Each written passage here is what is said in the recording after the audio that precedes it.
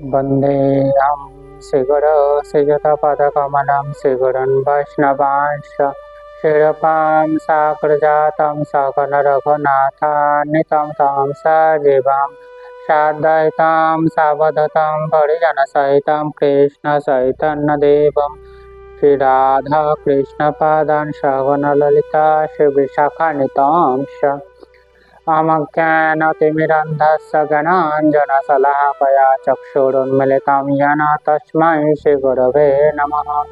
नमो विष्णुपादाय गौराङ्गप्रेष्ठरूपिणे श्रीभक्तिविबुधाय वैवधानिति नामिने। नमो विष्णुपादाय गौरपृष्ठाय भूतले श्रीमद्भक्तिप्रमोदाय पुरिगच्छामि नामिने। नमो विष्णुपादाय कृष्णपृष्ठाय भूतले श्रीमते भक्तिसिद्धान्त सरस्वती नामिने। वाञ्छाकल्पतरुभ्यश्च कृपा सिन्धुभ्येव च पतितानां पावनेभ्यो वैष्णवेभ्यो नमो नमः। वृन्दाय तुलसीदेव्यै केशवस्य च कृष्णभक्तिप्रदे देवी सत्यवते नमो नमः। न हि कृष्ण करुणा सिन्धु दीनबन्धु जगत्पते गोपेश गोपिकान्तो राधाकान्त नमस्तुते। तप्त काञ्चन गौराङ्गी राधे वृन्दावनेश्वरी वृषभानुसुतां देवी प्रणमामि हरिप्रिये। जय श्री कृष्ण चैतन्य प्रभु नित्यानंद श्री अद्वैत गदाधर शिवासादि गौर भक्तवृंद। हरे कृष्ण कृष्ण कृष्ण हरे हरे हरे राम राम राम हरे हरे। सर्वज्ञस्माद्य गुरुदेव श्रीमद्भक्ति विबुध बोधायन गोस्वामी महाराजेर पादपद्मे दंडवत प्रणते निवेदन करी कृपा करुण हृदय मंदिरे अवस्थित हইয়া हरि कथा श्रवण करान।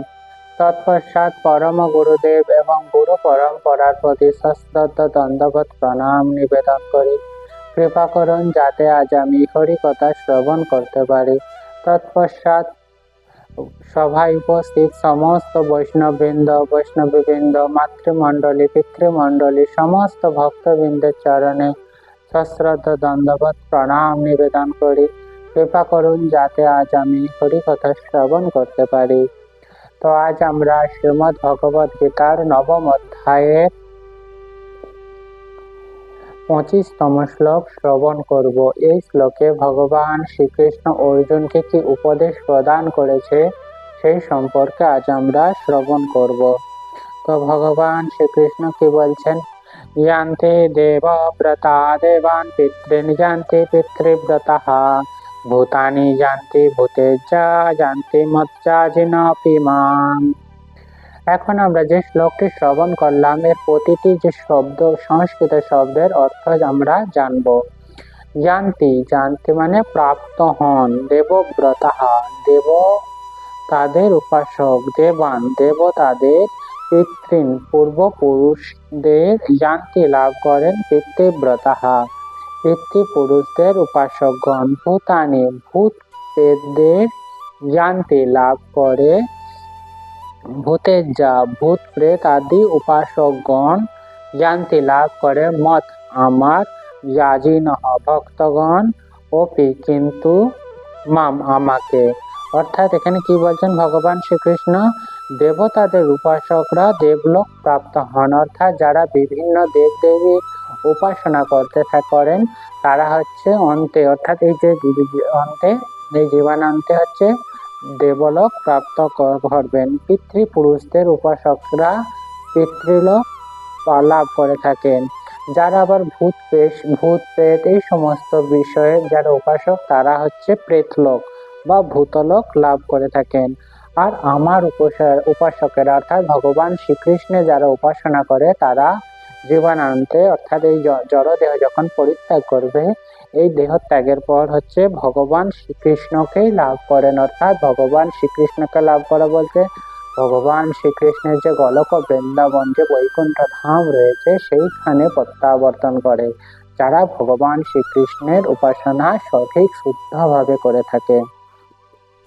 তো যদি কোনো মানুষ চন্দ্র সূর্য আদি যে সমস্ত গ্রহলোক রয়েছে সেই সমস্ত গ্রহলোকে যদি যেতে চায় তার লক্ষ্য অনুসারে বিশেষ বৈদিক বিধান, অর্থাৎ সেই সমস্ত গ্রহলোকে কিভাবে যাওয়া যাবে, অর্থাৎ শুধু যাওয়া নয়, পার্মানেন্টলি যে ফিরে আসা নয়, সেখানে যাওয়ার জন্য যেরকম শরীর বা যেরকম মানসিকতা প্রয়োজন সেই রকম অনুযায়ী বৈদিক বিধান রয়েছে।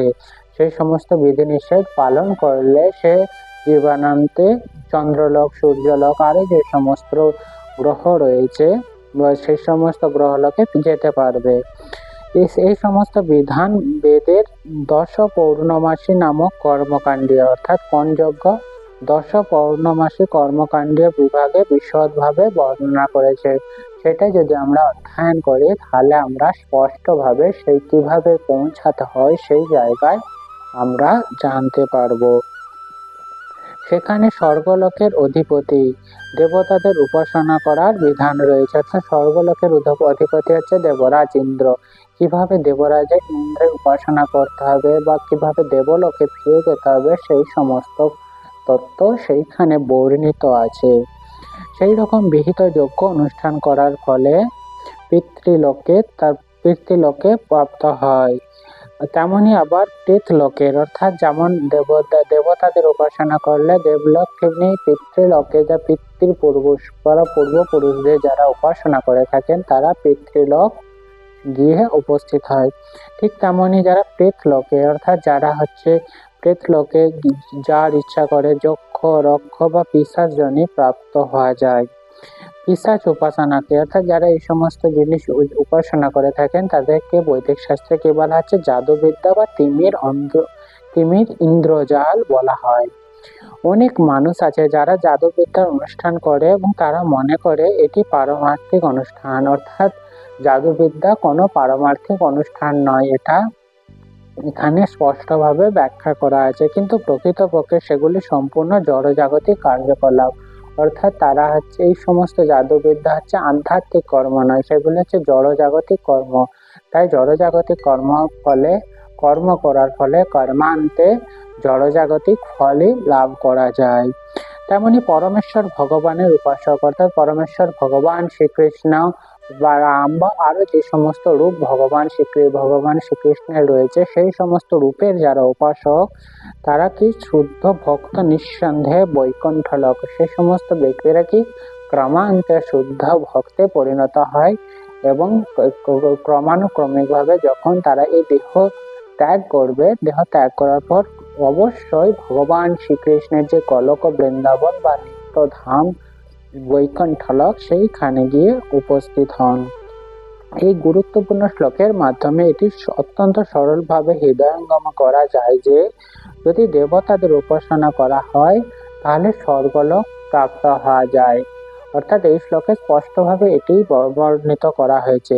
পিতাদের উপাসনা করলে বিভিন্নভাবে পূর্বপুরুষদের যদি উপাসনা করা হয় তাহলে কি হয়, পিতৃলোক প্রাপ্ত হয়ে যায়।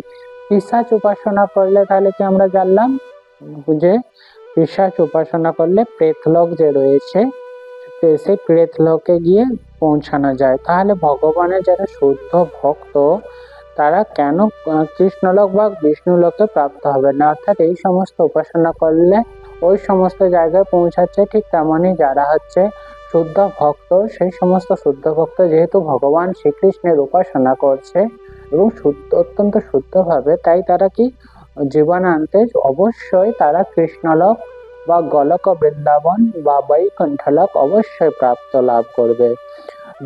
দুর্ভাগ্যবশত এখন বর্তমান কালে এই যে ভগবান শ্রীকৃষ্ণের যে নিত্যধাম গোলক বৃন্দাবন রয়েছে এবং কিভাবে সেখানে ফিরে যেতে হয় এই রকম পদ্ধতি এখনকার বর্তমান সমাজের মানুষ অবগত নয় এবং তারা জানারও প্রয়াস করে না। এটি হচ্ছে তাদের জীবনে অত্যন্ত অত্যন্ত দুঃখ দুর্দশার কারণ এই জীবনে। তারপরে অধিকাংশ মানুষ যেহেতু এই ধাম জানে না, ধাম তত্ত্ব সম্বন্ধে অনভিজ্ঞতা, সেই ধামে গিয়ে কি রকম সেবামূলক কর্ম সে পাবে, কিরকম জীবন পাবে সেই সম্পর্কে কোন রকম তত্ত্ব তারা জানে না।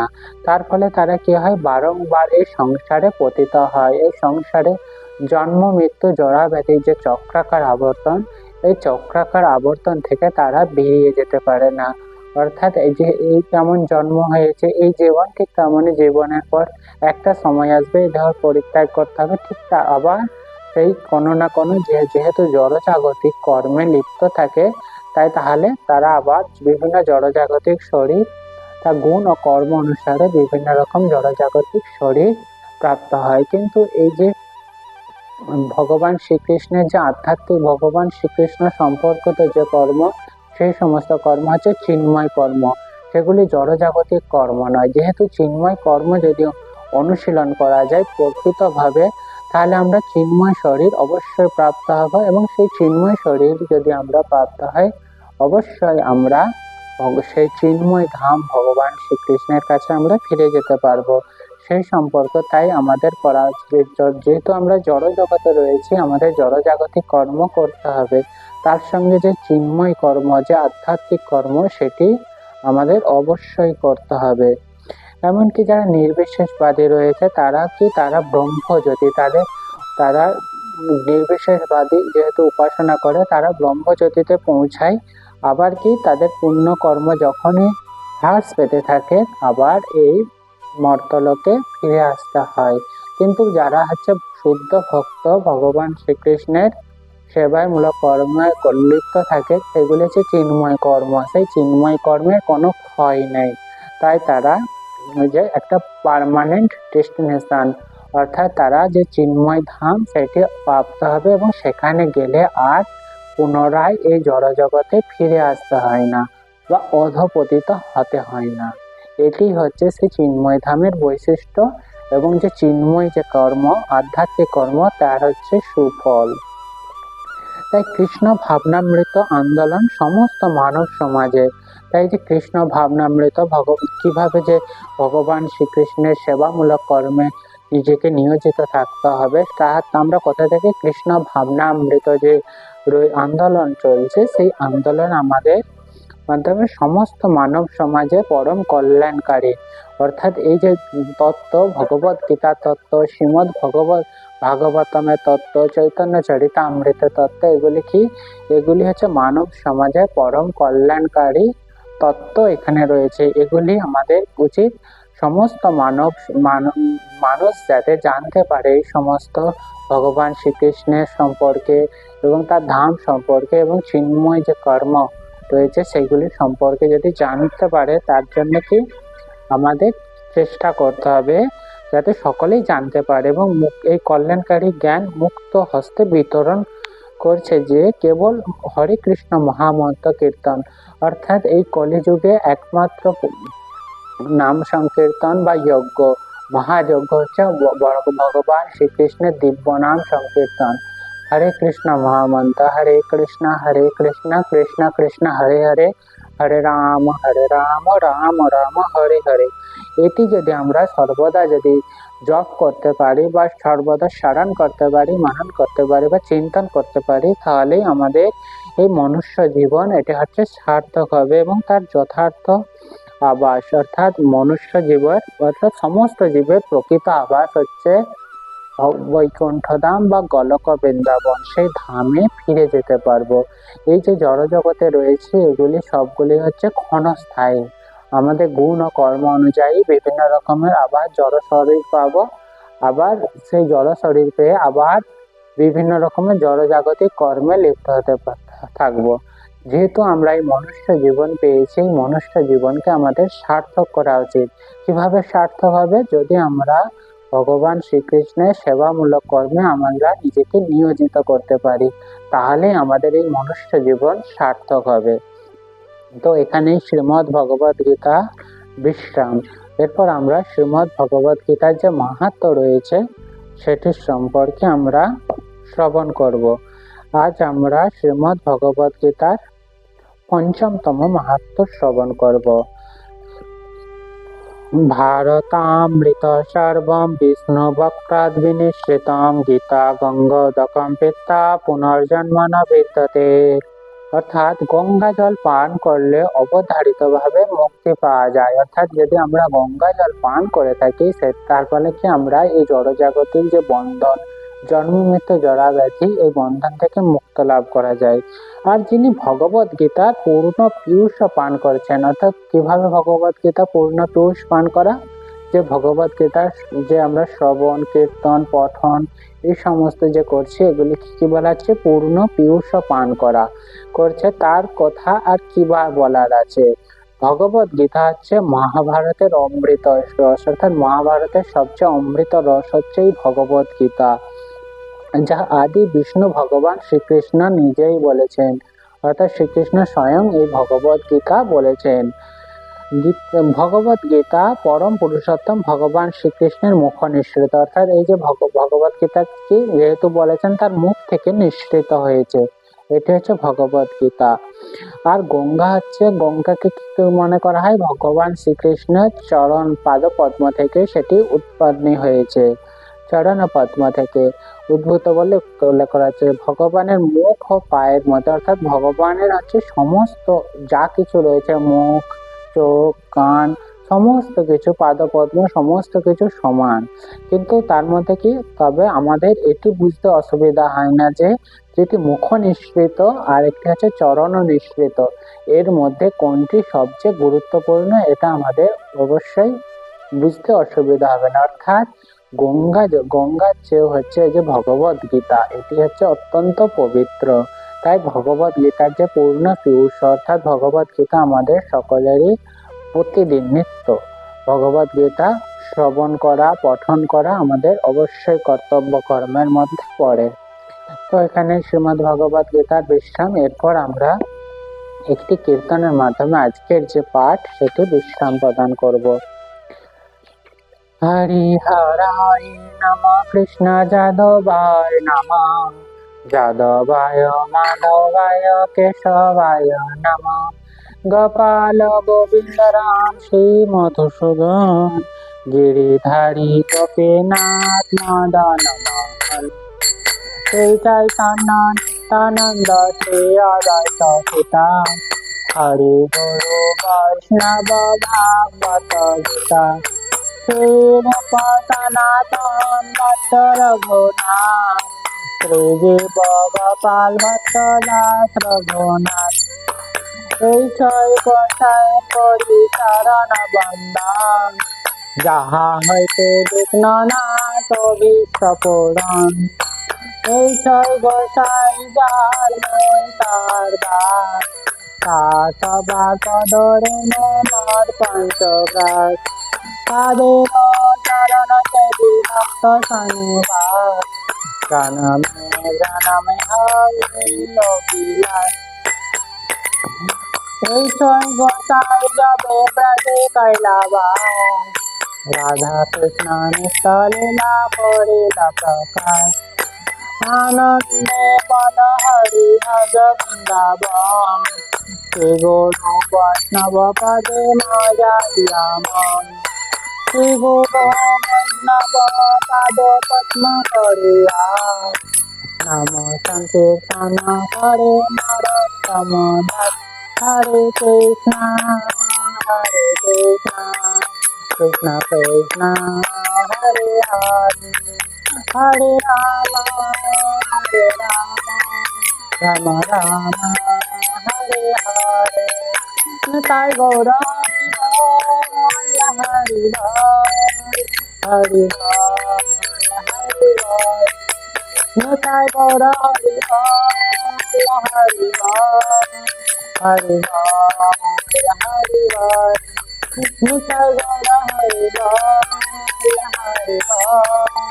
হরি হরি,